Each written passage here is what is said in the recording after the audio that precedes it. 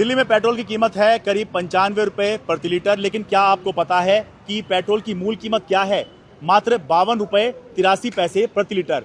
और इस 52 रुपये 83 पैसे प्रति लीटर के ऊपर जब 41 रुपये 94 पैसे का सरकारी टैक्स, डीलर कमीशन और ट्रांसपोर्टेशन जोड़ा जाता है, तब यह 94 रुपये 77 पैसे पर पहुंच जाता है।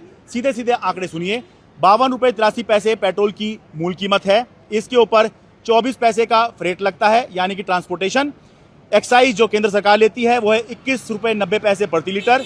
डीलर कमीशन 4 रुपये 40 पैसे का है प्रति लीटर।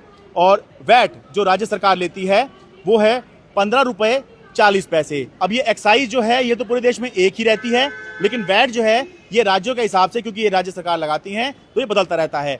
यानी कि ये समझिए कि पेट्रोल की मूल कीमत से लगभग 80% ऊपर तक जाकर लोगों को पेट्रोल खरीदना पड़ रहा है। और ऐसा ही लगभग डीजल के अंदर भी है। ऐसा क्यों है? जब 5% और 18% जीएसटी के ढोल पीटे जा रहे हैं और लग्जरी आइटम पर यह कहा जा रहा है कि 40% जीएसटी है, तो फिर यहां पेट्रोल के ऊपर इतना भारी टैक्स क्यों दिया जा रहा है? वो इसलिए कि पेट्रोल डीजल जीएसटी के दायरे में नहीं आते।